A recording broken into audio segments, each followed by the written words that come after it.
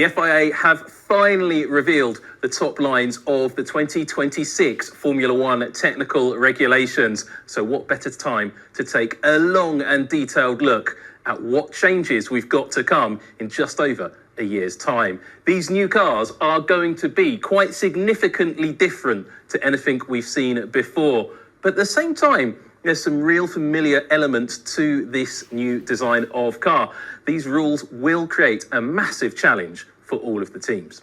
Well, the first thing to say about these new cars is that they are a little bit smaller than the current generation of cars, which were introduced in 2022. And you can see that here, that the new cars are narrower by about 100 millimeters, or about the length of a credit card, if you like, a bit more than that perhaps.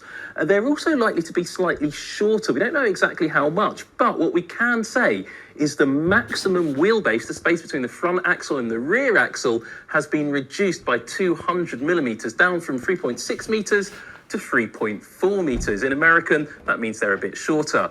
But that's not where it all stops, because these cars aren't just going to be slightly smaller, they're also ever so slightly lighter. The 2022 generation of cars weighed in at 798 kilos. The new generation of cars will come in about 30 kilos lighter at 768 kilos.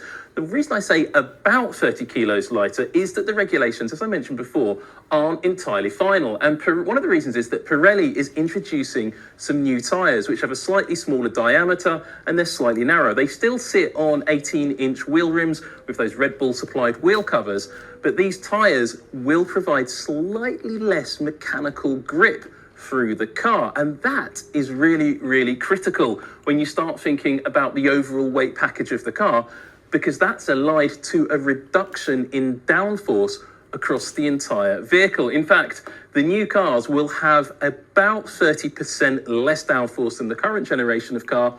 And I think it's going to be a little bit more important to state that they also have 55% less aerodynamic drag. That's going to lead to huge savings in terms of fuel economy, and could see some pretty spicy top speeds at some of the faster circuits of the year.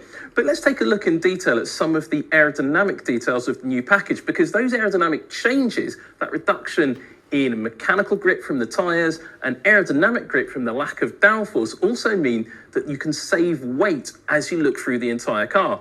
Some of those loads will be significantly reduced, the mechanical grip being low, the aerodynamic forces being lower. That means the uprights, the suspension mounting points on the monocoque, the gearbox casing, and a lot of other bits and pieces up and down the car can all be made ever so slightly more fragile, less beefy, less heavy, and they can all be reduced in mass, if you like to talk about it in scientific terms. And all of those little savings will add up. Hopefully, the FIA hope at least, to that 30 kilo target. We'll see what the teams turn up with at the track in 2026. But let's take a look, as I say, at some of the details of this new car. I want to take a look at this nose and front wing mounting point. You can see it's a slightly raised nose. Whether that's going to be mandated in the final rules, we're not too sure yet. But you'll note that a few teams have experimented with this under the current rule book. AlphaTauri, for example, a few others have been mucking about with keeping the tip of the nose off the front, the leading edge of the front wing. We'll see what teams actually end up coming with in 2026. But more importantly is the fact that the actual front wing itself is quite significantly narrower than the current generation of cars. If you think about the current generation of cars, the front wing elements go all the way out to the edge of the outer edge of the front wheels. On this, you can see the front wing elements sit on the inside of those front wheels, and don't forget the car's already 100 millimeters narrower overall, so a bit less front wing. And you'll also notice the front wings only got 3 elements, and we'll talk a little bit more about those front wings because they've got a little secret weapon included with them. But note here the front wing end plates. This is a really crucial part of the design, and I'm really interested to see how much scope for development in this part of the car that the teams have got. These look far more complex than the very simple rolled tip end plates we have on the 2022 cars.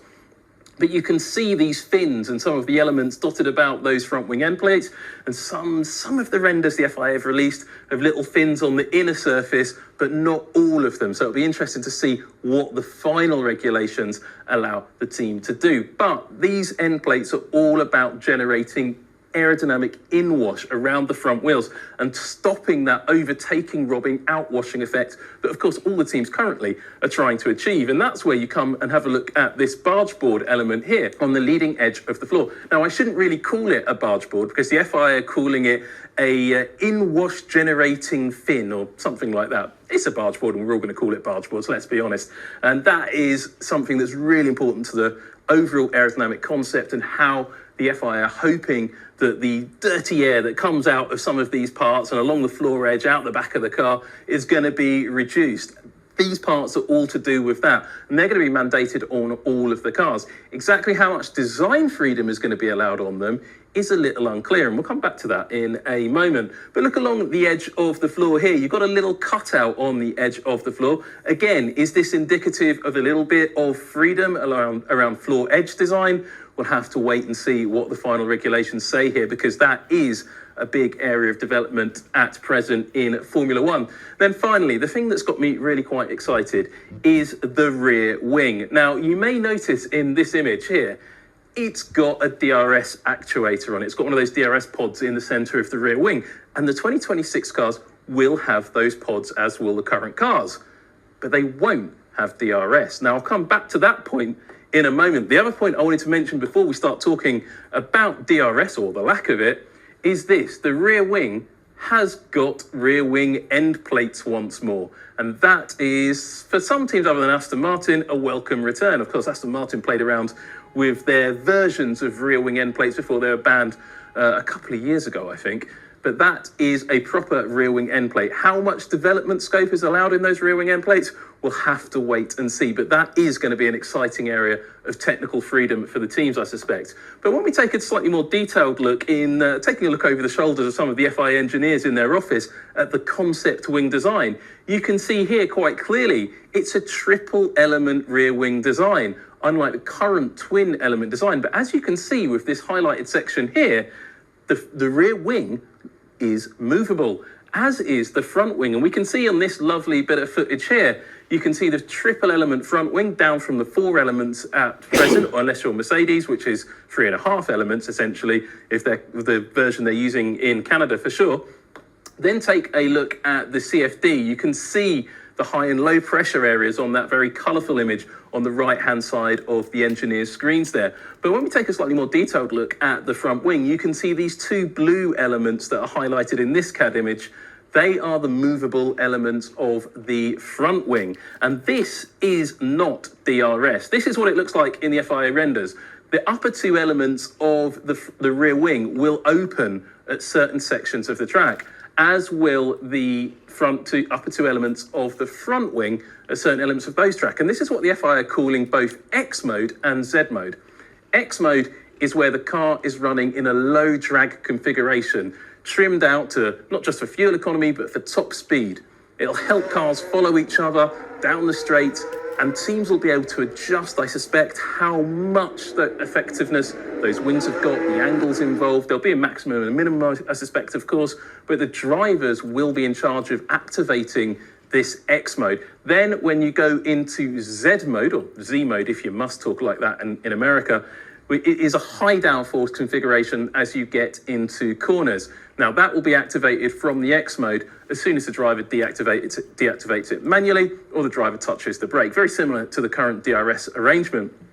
Unlike DRS, the Z mode and X mode switch has absolutely nothing to do with where other cars are configured on the track. You don't have to be within 1 second to be able to enable the low drag mode. It's not an overtaking aid. It's an efficiency aid to allow the cars to follow each other more closely and hopefully race a little bit better. So what's making up for the lack of DRS? Well, we'll come to it, but I like to call it electro boost. And while it's really early days to look into some of the scope for development freedom for the teams, I just wanted to take a look at this really nice graphic of the car. This comes from inside the FIA servers, and it's quite nice to see it. It's got a lot to talk about on it. I'm sure we're going to be talking about, I know we're going to be talking about this sort of stuff for over a year. Take a look at this section of the car. I still want to call them barge boards. I mean, because they are, aren't they? I'm not going to call them the flow conditioning devices because it doesn't sound very interesting. They're barge boards. But look, this is a split twin element design. So our team's going to be able to experiment with these parts as the cars are developed. You get a slightly clearer look as I bring the car back around here. Look, you can see it very clearly. This is a twin element design. So our team's going to be able to play around with that. We just don't know yet. Wait for those final regulations. But these rules are not done and dusted. I think there could be quite a lot to talk about. Then as we roll the car through the corner, if you like, you can see cooling louvers. That's something pretty similar to today. The teams will be able to do that. But at the back of the car, underneath the rear wing, you'll notice something missing. There's no lower beam wings. Those have been outlawed for the new generation of cars. So that's a big change. Teams have been spending so much time and energy developing those since 2022. All of that, they're going to have to start again, start learning. Then, of course, the biggest factor of all, look here and look at the shape of the floor. Note on this version, there's no cutout that we saw on the official renders. The floor is not fully ground effect. Now, we haven't seen the detailed regulations and the FIA haven't flipped the car over for us to take a look at. What we do know is the floor is going to be a lot more simplified than the current generation of full ground effect cars. There's going to be a partially flat floor, so going back to the 2021 era cars with a depowered diffuser. Now, we don't quite know the detail of that. Of course, the team's going to be playing around huge amounts of what's going on underneath the floor because that's where all the downforce comes from on the current cars, but that is where a lot of the downforce cut is coming from. So that is a really, really important factor with these new cars. But it's not just about aerodynamics, of course. The safety on this new generation of cars is going to be increased yet again. The roll hoops, for starters, they've been beefed up. They'll be a lot stronger in 2026. That's as a direct result of that scary crash with Joe Granu at Silverstone a couple of years back. But also along the side of the cockpit, the anti-intrusion panels have been strengthened to protect the driver's body in event of a really nasty crash. Then at the front of the car, there's been some quite significant changes underneath the skin. The front impact structure, which previously was just a single structure that would break off after a major impact or deform in a major impact, there's now a two-stage front impact structure.